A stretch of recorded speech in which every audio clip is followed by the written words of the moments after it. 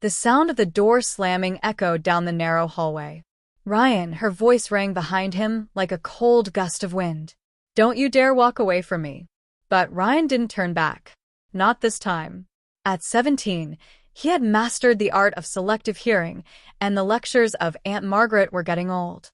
He'd been living under her roof for just 6 months ever since his mother's sudden illness took her to long-term care, but to Ryan, it already felt like 6 years. He hated the way Aunt Margaret looked at him like he was a problem to be fixed, a mess to be scrubbed clean. "Why don't you act more civilized?" she'd scold daily. "Sit properly. Speak like a gentleman, not a brat. Such shameful posture. Are you made of rubber?" He was tired of it. He was a boy. He liked slouching. He liked video games, messy hair, and socks on the dinner table. Who was she to tell him otherwise? But what Ryan didn't know, what he couldn't possibly guess, was that Aunt Margaret had a plan. A very precise, methodical plan. One that had already begun. And he had just walked straight into it. Breakfast was tense the next morning. The silverware clinked delicately as Margaret poured Earl Grey tea with perfect poise. Ryan showed up late, in ripped jeans and a hoodie, tossing himself into the seat with a grunt. Margaret didn't flinch. She simply set the teacup down. "We're going to begin correcting your behavior today." Ryan scoffed. "Whatever." "Not whatever. You will speak respectfully while you're under my roof." She set a folder on the table, labeled neatly, "Behavioral Reform Plan, Phase 1. He blinked. "What the hell is that?" "Language, dear." She smiled. "This is a behavior chart. You will earn points for following rules. You will lose privileges for defiance. Every action has a consequence."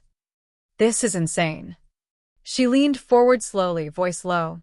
"You are 17. Under guardianship. No job. No savings.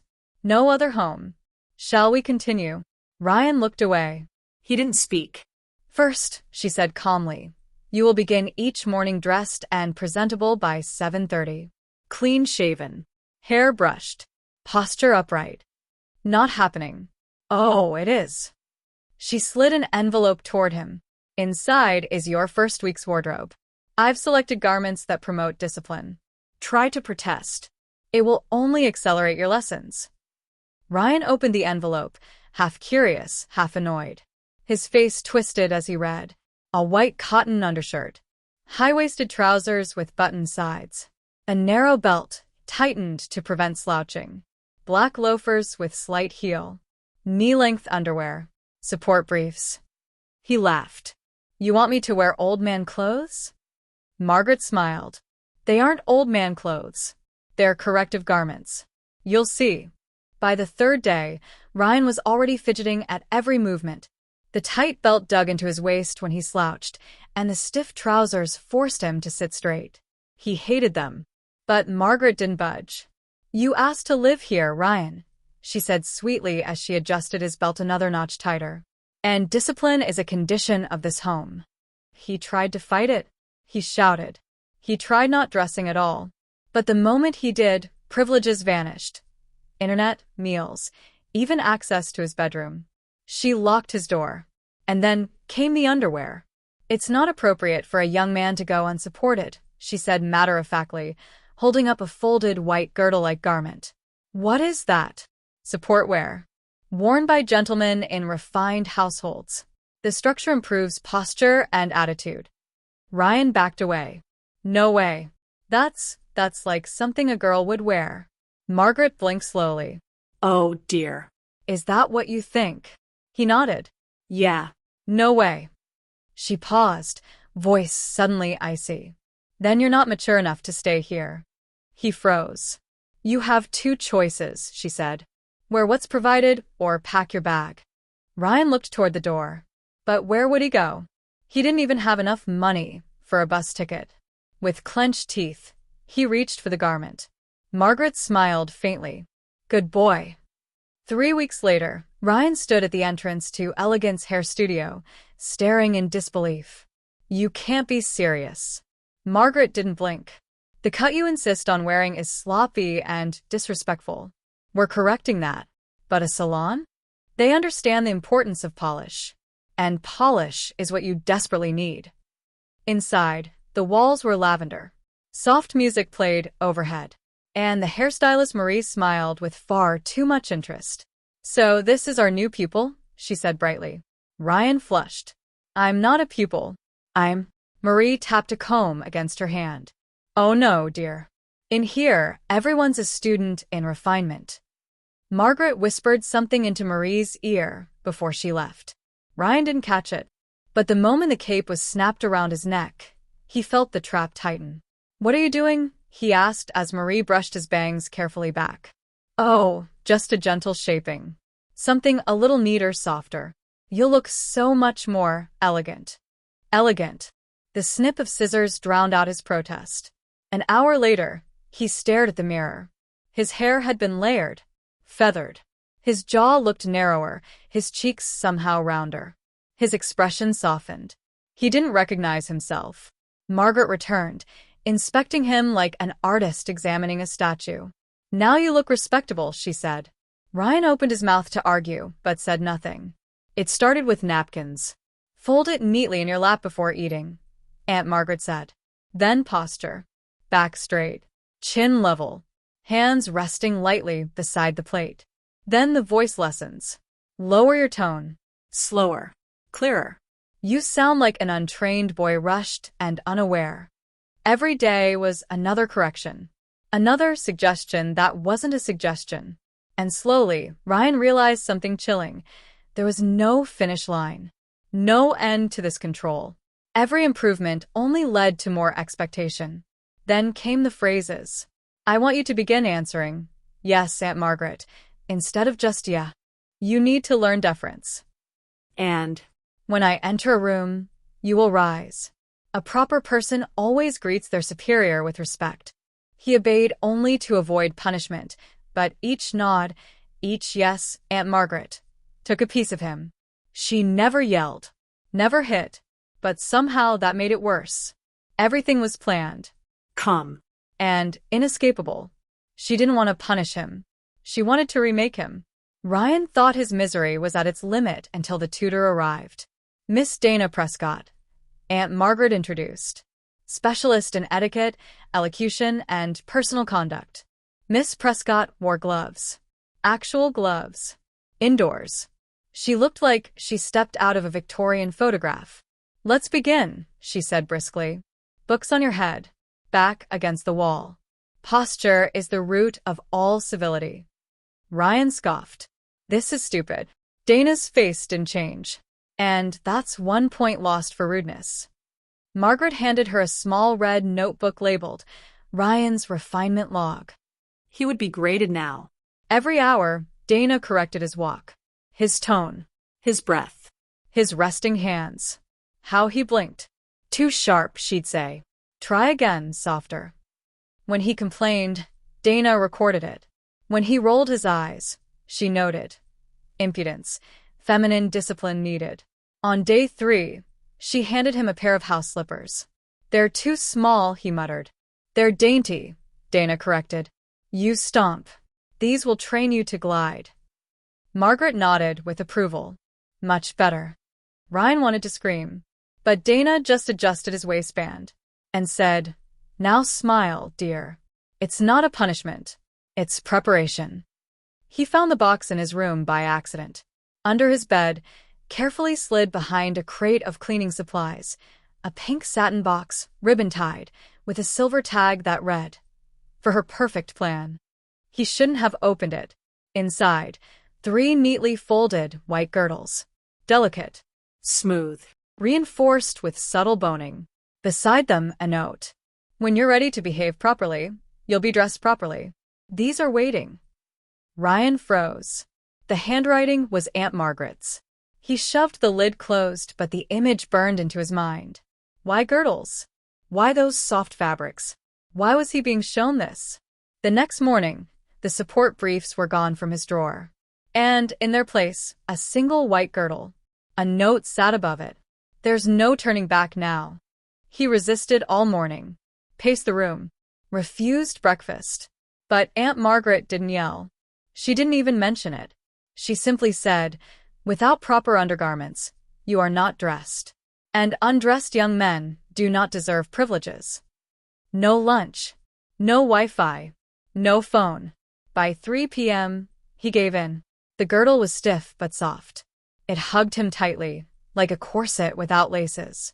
As he clipped it closed, he felt a strange sensation. Not pain but containment. Compression. It forced his back straight, pressed his hips, the waistband higher than normal. His voice caught in his throat. When he finally stepped downstairs, Margaret was waiting. She glanced him over and gave the faintest nod. "Better posture already," she said. Ryan's ears burned. He didn't realize he was walking quieter too. That Sunday, she made him dress for tea. He thought she meant a shirt and tie. She meant a pale pink buttoned shirt with delicate lace lining, a soft vest with embroidery, that same white girdle underneath, a napkin draped across his lap like a lady, and a test in poise, grace, and deference. Dana was there. So was a guest, Mrs. Fairbanks, an older woman with observant eyes. "He's coming along beautifully," Dana said. Ryan sat stiffly, blushing, legs close, chin lowered, fingers gently curled. Mrs. Fairbanks raised a brow. My. Quite the little gentle lady." Ryan opened his mouth to protest but stopped. The word gentle lady echoed. No one corrected her. No one denied it. He sat through the whole hour, silent and girdled, while the women smiled and sipped. That night, Ryan stood in front of his mirror. The girdle was still on, the vest still buttoned, his hair still neatly curled from the salon earlier. He tried to tell himself this was temporary, but then he saw the corner of the pink satin box still there, and above it now sat a new note. "Next week begins the skirt phase. You're doing so well, my dear." His hands trembled. Skirts? This wasn't just behavior training. This was transformation. And it was only just beginning. It was laid on his bed with surgical precision. A pale blue pleated skirt, pressed to perfection, next to a white blouse with delicate cap sleeves and pearl buttons. Below it, a note. "You've done well. Now, let's complete the silhouette." Ryan stared at the outfit, frozen. No. This crossed a line. This wasn't just posture or politeness. This was female. He stormed downstairs. "I'm not wearing that." Margaret looked up from her knitting. "Then you're not stepping out of this house. Not eating. Not accessing your room." "It's a skirt." "Yes," she said calmly. "And it's only fabric. If you weren't so resistant, you'd see that. But I'm not a girl." "Not yet," she said softly. His jaw dropped. "What?" Margaret stood. "Ryan, everything so far has been about preparing you for this. I've tried to teach you discipline, grace, poise. But your nature, your stubborn, masculine pride makes you untrainable in your current state." He backed up. She stepped forward. "You've shown you cannot control yourself as a boy. So we'll try another way. And I promise you this. By the end of this, you'll thank me." He delayed all morning. Paced. Sweated. But the house was locked down. Doors, windows, even the fridge. And so, shaking, he slipped the skirt on. It wasn't short. It wasn't flashy. But it swished. It fluttered. And it revealed the white girdle beneath just enough to feel deeply, horribly wrong. The blouse was snug, the sleeves delicate. When he looked in the mirror, he saw a soft, meek figure, curved slightly by the girdle, feminized by the fabric. The reflection didn't scowl, it looked uncertain, almost sad. When he stepped downstairs, Margaret didn't gloat. She simply said, "Tuck in your blouse properly, dear. You look wrinkled." Over the next days, he began to notice things. Wearing the skirt changed how he moved. He sat differently, walked differently, crossed his legs, held his arms closer to his body. The girdle, still worn under every outfit, molded his waist tighter each day. It pressed his posture higher, made bending difficult, and every time he removed it at night, he could still feel its phantom grip. Dana began daily mirror sessions. "Smile softer," she'd say. "Chin down. Lips together gentle. There. That's feminine." He resisted, but his body adjusted faster than he expected. And worse, so did his mind. No more barking. You don't speak like a football player anymore, Dana instructed, arms folded. You speak like a refined young lady. I'm not a... Dana snapped her fingers. Whiny. Start again. I'm not a... Another snap. Softer. He swallowed. I'm not a girl. Better. But still clumsy. They practiced vowel smoothing, rising tones, feminine pauses. Margaret would call from another room. Ryan, bring my tea. Dana would whisper. Glide. Don't stomp. Say, yes, Aunt Margaret. In your new voice. Ryan obeyed. Each time, it grew easier. Each time, he hated himself more. On Monday, she presented it like a legal document. The girdle commitment contract. You will wear a girdle for 12 hours per day, she read aloud. You will not remove it unless instructed. You will not complain. You will adjust. Ryan's eyes widened. This is insane. She smiled. Every hour you skip, you lose privileges. Every hour you obey, you earn tokens. Tokens? She opened a drawer. Inside, a collection of small gold coins marked refinement. Collect 10, and you may request a privilege. Books. Music. Phone time. Even pants on occasion. He swallowed. Pants were now a reward. 1 week later, she told him to get dressed for a grocery run. I'm not going out like this. You are. I'll be seen. You will. He wore the pale pink skirt again. A longer one, at least, but still humiliating. White flats. A cardigan. Hair pinned softly back. Girdle tightly laced underneath. She walked him slowly through the aisles. Every step was agony. He kept his eyes down. Tried not to tremble. But the whispers came anyway. Is that a boy? What's he wearing? He heard them. Every one. And Margaret heard them too. But she said nothing. She didn't need to. That night, Ryan broke. Locked in the bathroom, curled on the tile floor, skirt pooled around him, girdle biting into his ribs, he sobbed. I can't do this. But through the door, Margaret's voice came. You can. And you will. Because soon, Ryan, there won't be anything left to resist. He hated her. He hated the skirts, the mirrors, the sweet voice he was forced to use. But most of all, he hated that part of him was starting to give in. It came at dinner. You've earned 9 refinement tokens, Margaret said, smiling. 1 more and you may make a request. Ryan looked up. I want my phone back. She tapped her chin. I was thinking a more permanent privilege. He blinked. Like what? A proper name. One that matches your new image. His stomach dropped. No. She tilted her head. You'll need one eventually. Dana and I have already selected a few. He pushed away from the table. Sit, she said coldly. He sat. Would you prefer Lacey, Charlotte, or Abigail? He said nothing. Charlotte suits you. Soft. Proper. Timeless. She leaned forward. We'll call you Charlotte until you can behave like her. 3 days later, Dana took the first photo. Charlotte sat stiffly on a vanity stool. Skirt ironed. Girdle hidden but tight. Lip gloss faint. Hair curled. Eyes wide with panic. It's for your record, Dana said. Record of what? Progress. You'll thank us when you see how far you've come. Ryan wanted to smash the camera, but Charlotte stayed seated. The next morning, the pink satin box reappeared. Inside, 3 new girdles, each firmer, tighter, and with lace detail. And a note in Margaret's flawless cursive. You've survived the skirt.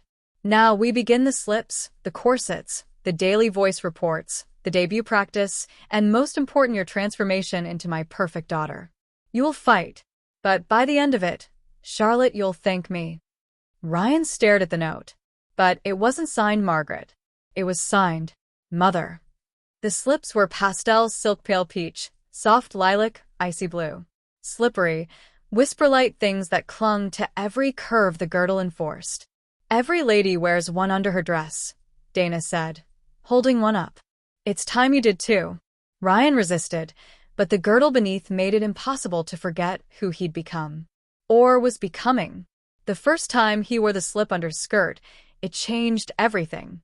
The way it moved light, floating felt humiliating. But worse than the shame was the strange comfort. It felt like protection.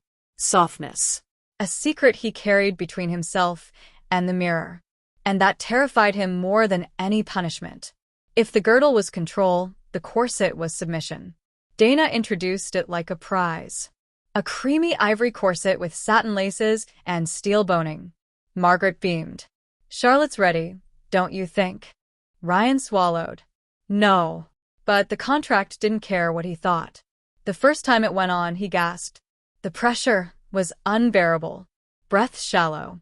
Movement restricted. The mirror showed a delicate waist and trembling arms. Lace to 25 inches, Dana noted. We'll move to 23 by the end of the week. He could barely speak. But Margaret smiled. Good girls don't complain. Now, each morning, he had to submit a refinement report.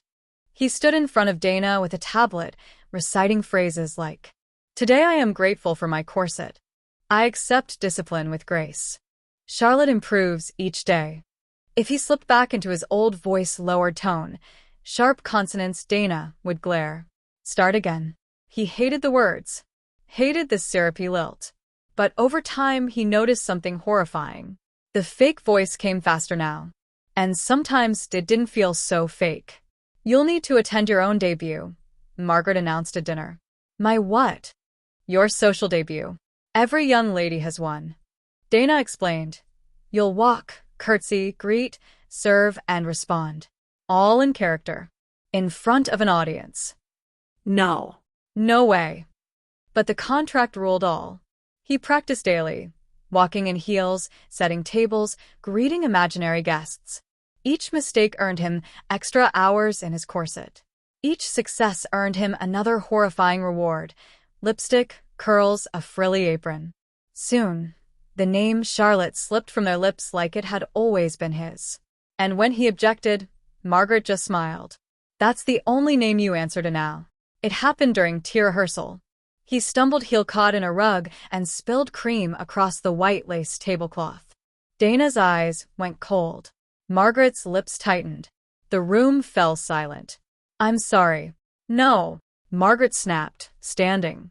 You're not sorry enough. For the first time, her voice cracked with real anger. You will behave like a proper young lady, or you'll be punished like one. That night, a new garment appeared. A petticoat, multiple layers. The note attached read, Punishment by poof. If you act like a boy, we'll bury him beneath ruffles. The next day, he served breakfast in 6 layers of pastel shame. A week later, a knock at the door changed everything. Charlotte, would you answer that? Margaret called. He opened it slowly, staying behind the door frame. It was Emily, his cousin, his cool, sarcastic, college-age cousin. The one who used to sneak him video games, who once helped him ditch piano practice. And now, he stood in full skirt, corset, blush, and stockings, face pink with shame. Emily blinked, then smiled. Damn. You weren't kidding, Aunt Em. Margaret waved her in. Charlotte's nearly ready for society. Ryan froze. Emily just winked at him. You've got guts, cuz. Or a really strong girdle. It was time. 5 older women arrived. Former socialites. Tutors. Disciplinarians. Ryan, now Charlotte, served them tea. Curtsied. Replied with grace. They watched his posture, examined his waistline, corrected his walk. One whispered to Margaret, her hands are still a bit clumsy. Another replied, but she pours quite well. They never once called him he. And when the guests finally left, Margaret turned and kissed his forehead. You did beautifully, my daughter. For the first time, he didn't flinch at the word. That scared him more than anything else. That night, in his corset, slip, and soft nightgown, he found a small pink diary placed on his vanity. Inside, a note. A lady reflects. Write your fears, your thoughts, your journey. He wanted to throw it away, but instead he wrote, Today I became Charlotte again. I don't know who that is anymore, but she's everywhere. She's in my walk, my breath, my sleep. Is Ryan still in here? Or did he surrender in chapter 20? He closed the book. The next morning, Dana returned it with a small gold star on the cover. You're learning. Charlotte is proud. One day, he noticed the old closet where his boy clothes used to be was gone. Literally. The door had been nailed shut. Painted over. A sign had been hung. Past closed. Future blossoming. No, he whispered. No, no, no, no. He ran to Margaret. Where are my clothes? She smiled softly. They're irrelevant now. I want them back. You want to regress. But Charlotte doesn't. She's been doing so well. I'm not her. But even as he shouted, he realized. His voice had cracked. Not in anger. In that soft, delicate tone he had been trained to use. He stood in the mirror that night. Laced tightly. Skin smooth. Eyelashes curled. A flawless reflection of someone else. Someone who no longer blinked at silk. Who instinctively crossed her legs. Who said, yes, Aunt Margaret, before she even meant to. And in that silence, the door creaked open. Margaret stood there. You look beautiful. He didn't respond. Tomorrow, we begin your coming-out dress fitting. After that, society. He wanted to scream, but Charlotte only nodded. Of course, Mother. It was unlike anything he'd worn. Pearl pink satin. Full skirt with layers of tulle. Lace sleeves. A bodice so tight, it took both Dana and Margaret to lace it shut. Ryan stood on a platform while the seamstress pinned the final hem. Margaret clapped gently. Perfect. She's ready for her debut. He wanted to scream. Run. Burn the dress. Instead, he turned side to side as they trained him and whispered, Thank you. He could barely recognize the voice as his. The hair came next. A full, human hair wig, rich auburn, styled into glossy waves that brushed his collarbone. When Dana pinned it on and turned him toward the mirror, the shock hit harder than any corset. He looked beautiful. Terrifyingly beautiful. It was like seeing a ghost of someone else inside himself, someone waiting to be let out. He ripped it off. I'm not her. I'm not Charlotte. Margaret's voice was ice. Then why are you crying? He was. Silently. Shaking. Because the worst part was he didn't know anymore. 3 days before the debut. He was tested nonstop. Walking in 3-inch heels across marble. Serving hors d'oeuvres with a flawless smile. I responded to questions like, where were you educated, Charlotte? And how do you find your new life? He answered all. He curtsied deeper. Spoke softer. Laughed sweeter. Even Dana was impressed. She's practically ready. But late that night, locked in his room, Ryan stared at the pink diary. On the last page he wrote, I don't know what's real anymore. But I fear Charlotte is more alive than I am. The evening arrived. Charlotte no longer Ryan was ushered into a grand hall, lit by chandeliers, filled with women in gowns and pearls. Every step she took was watched, judged, measured. She floated across the floor in her dress, held her head high. Men greeted her. Women complimented her grace. Older ladies called her a vision. Margaret beamed. A perfect debut. But inside Charlotte, Ryan screamed. This was the moment she feared most, the moment she realized no one could tell. No one saw Ryan. Only Charlotte. At the buffet, she bumped into someone. A boy. Her age. Eyes wide. Oh, sorry, he said. Then he blinked. Wait, do I know you? Charlotte froze. Her voice caught. Her hands trembled. Was he from school? Did he recognize her? He tilted his head. You okay? Dana appeared instantly. Come, Charlotte. Let's not linger. She followed, but her heart thudded in panic. Someone saw her. Maybe not Ryan. But not Charlotte, either. Near the end of the night, disaster struck. Someone stepped on her hem.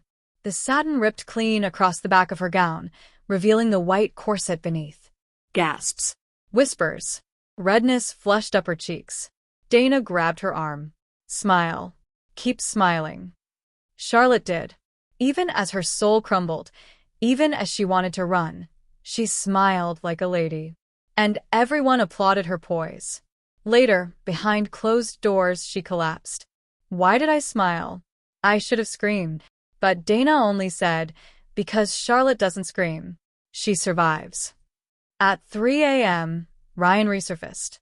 He tore off the corset, kicked off the heels, ripped the wig from his scalp. He climbed out the window, ran barefoot through the garden, breath wild, hair matted, tears hot. He made it to the old road. Cars passed. He tried to wave them down, but no one stopped. He looked down at himself, still wearing a frilly petticoat, lip gloss smudged. And he realized, even he wouldn't stop for someone like him. He crept back before sunrise. The front door was open. Margaret sat calmly in the foyer. I knew you'd be back. He collapsed at her feet. I don't know who I am anymore. She touched his cheek. Finally, darling, now we can begin. The next day, she was dressed anew. Not in silk, not in fluff, but in a dignified navy dress. Modest heels, hair in a neat bun, minimal makeup.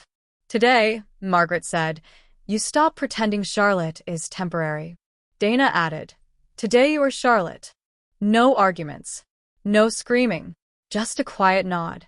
And when she looked in the mirror, she didn't cry. Not because she didn't want to, but because Charlotte no longer did that. That night, Margaret placed a new document on the vanity. Legal renaming packet. Just a formality, she said. But we must make it official. Charlotte sat in silence. The pen hovered, then signed. Not Ryan. Not R. She wrote, Charlotte Grace Morrow. And below it, in neat cursive, daughter. Charlotte's life settled into eerie perfection. Wake at 6. bathe, Powder. Corset. dress, Eat breakfast without smudging lipstick. Speak softly. Sit gracefully. Journal daily. Each motion rehearsed. Each smile regulated. Her old self, the loud, sarcastic Ryan, was now just a whisper in the back of her mind. Sometimes she imagined what he'd say, but those thoughts grew fainter by the day. She now thought in curtsies. Margaret arranged a ladies' tea. 4 girls arrived, dressed in tasteful dresses and pearls. They greeted Charlotte with careful politeness, examining her as if inspecting a prize. So you're the girl Aunt Margaret's been preparing? She's polished. Elegant. Charlotte smiled and thanked them. She didn't flinch. But later that night, alone in her room, she bit her lip until it bled. They didn't know who she was. And worse, she was starting not to either. Dana entered one morning with a cruel new rule. No speaking before 10 a.m. unless in a perfect female tone. Why? Because Charlotte shouldn't grunt before her voice is warmed. The first time Charlotte slipped and spoke in a husky whisper, Dana snapped. No breakfast today. The second time? A tighter corset. Extra layers. 3 hours of posture training. Charlotte began to speak less, then stopped entirely before 10 a.m. Silence became safety. One evening, Margaret handed her a small pink album. She flipped through it and gasped. Photos of herself before. Ryan at school. At birthdays. At summer camp. Then, cut to Charlotte in skirts. In curls. At her debut. And last, a new family portrait. Margaret. Dana. And Charlotte, smiling, corseted, flawless. The caption. Our daughter, Charlotte Grace, Fall 2025. Tears stung her eyes. The past wasn't forgotten. It was replaced. A week later, Margaret lit a fire in the fireplace. Bring me anything that doesn't belong to Charlotte. She hesitated, then returned with her pink diary, a worn pair of boxer briefs she'd hidden, a tiny photo of Ryan, age 10. Margaret said nothing, just nodded toward the flames. She dropped them in. The fire hissed, crackled. She didn't cry. But that night she dreamt of Ryan burning, silent and smiling. She found a bottle in Dana's drawer. Unlabeled pills. Hidden behind her perfumes. Charlotte confronted her. Dana's eyes were calm. You agreed to refinement. This is part of it. You drugged me? Margaret stepped in. You're calmer. Softer. Happier. I didn't consent. You signed, Charlotte. The word thundered between them. Charlotte fell silent, because she couldn't tell if she was angry or relieved.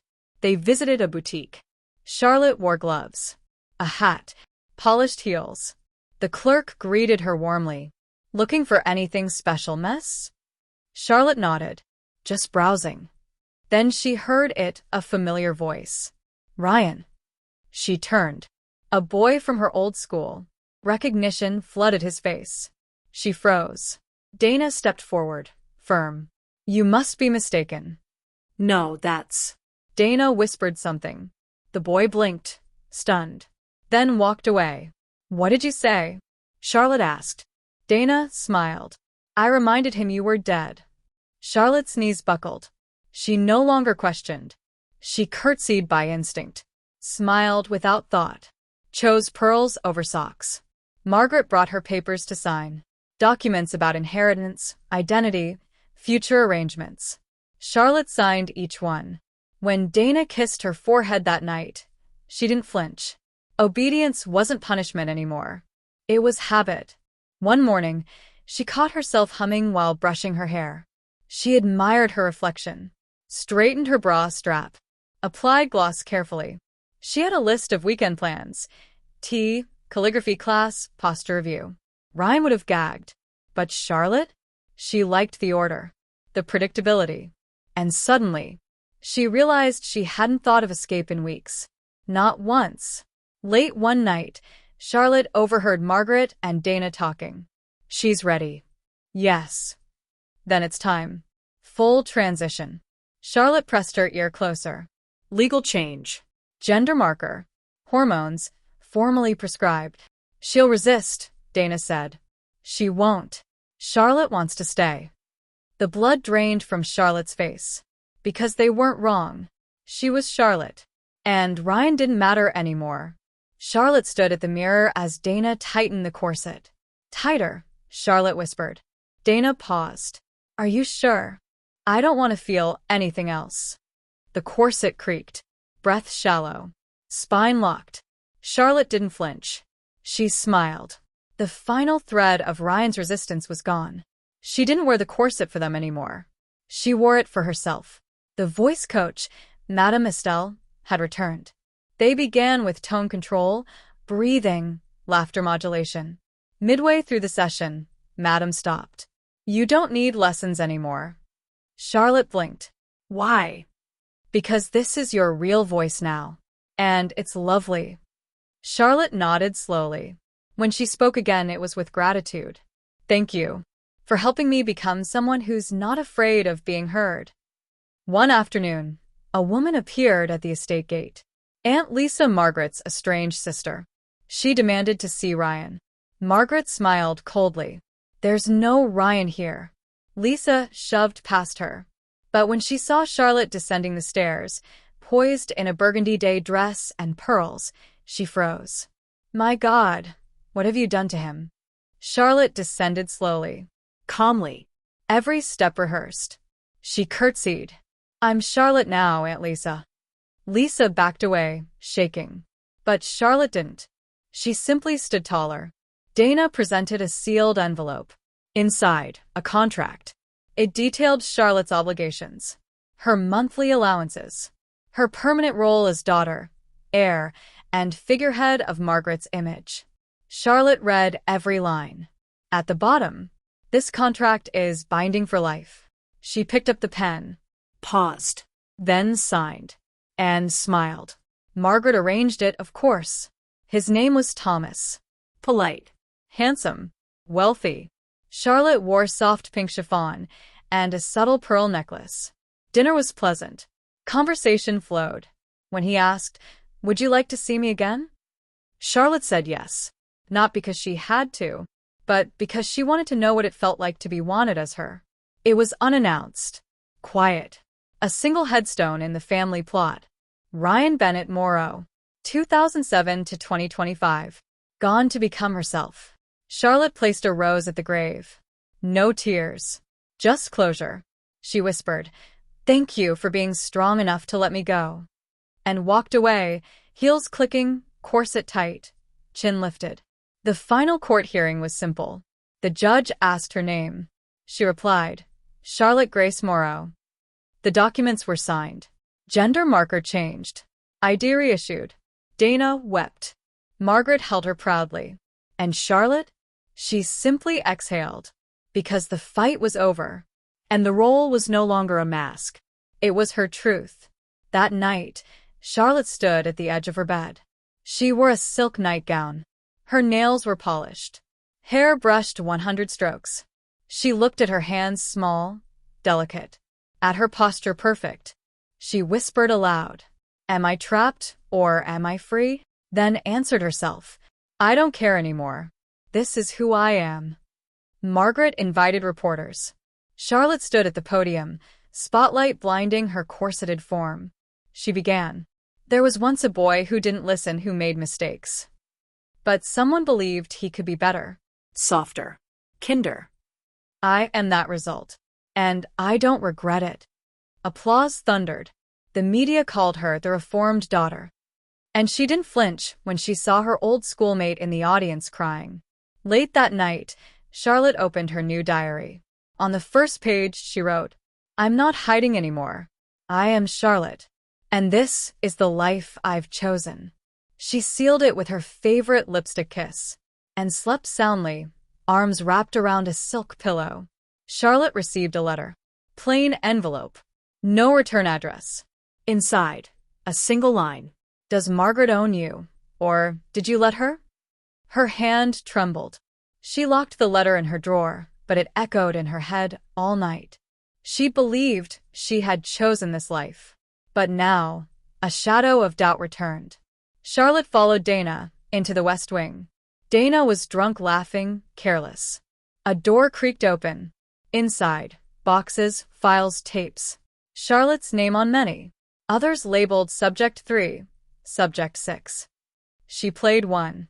He still fights. Increased dosage. Strap tighter. Dana's voice. Another. Charlotte's mind is breaking perfect. Margaret. Charlotte's throat closed. Her transformation wasn't care. It was calculated control. That night, Charlotte didn't cry. She stared in the mirror, powdered her cheeks, and tied her silk bow perfectly. But her eyes had changed. Ryan hadn't died. He'd adapted. Now it was her turn to use their tools: heels, corsets, charm, not as prison, but as weapons. Over the next week, she played the perfect daughter. She sweetened her smile, acted grateful, obedient. But every evening, she visited the secret room. She made copies, took photos, stored everything under a loose floorboard. Charlotte wasn't just surviving now. She was plotting. Margaret invited 10 trustees and a notary. Charlotte, now poised and graceful, wore navy silk and heirloom earrings. Tonight, Margaret announced, we name Charlotte Grace Morrow as the sole heir to the family estate. Applause. Charlotte smiled, and when asked to speak, she replied with elegance, I thank my mother for shaping me into everything she ever wanted. The smile didn't reach her eyes. After the dinner, Charlotte locked the study door. She placed the copied tapes on Margaret's desk. Margaret's smile cracked. You ungrateful. No, Charlotte whispered. Not ungrateful. Awake. I made you. Charlotte leaned closer. You destroyed him, but you underestimated what rose from his ashes. She gave Margaret a choice. 1. Sign over full legal independence. 2. Face exposure and ruin. Margaret, pale, signed. Dana watched in silence, lips parted in awe. The next morning, Charlotte walked out of the estate corseted, heels clicking, pearls shining. She didn't run. She walked with power. She left the contract, the family, the mansion, but took the elegance, the strength, and the identity they had crafted because it was hers now. Months later, Charlotte sat in front of cameras. A live interview titled, I was groomed to be the perfect daughter, but I took control. Millions watched. She told her story without shame. The corsets, the control, the silent mornings, the medication. But I forged beauty from control, she said. And today, I wear these heels not because I must, but because I choose to. It went viral. Backstage, her assistant offered her a pantsuit for the gala. Charlotte smiled gently. No, I'll take the satin gown. In garnet. But you don't have to. I know. She zipped it herself. Fastened her pearls. Not for them. For her. Charlotte stood before a packed auditorium, now a keynote speaker, advocate, icon.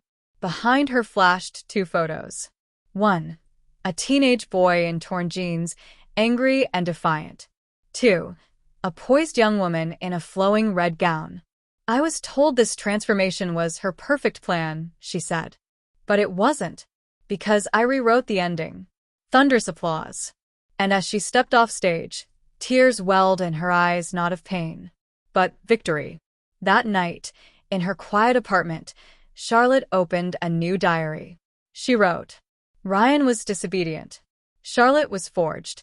But I am free. She signed it. Charlotte Grace Bennett. And for the first time, she didn't feel like she was pretending. She had become everything they planned, but only on her terms.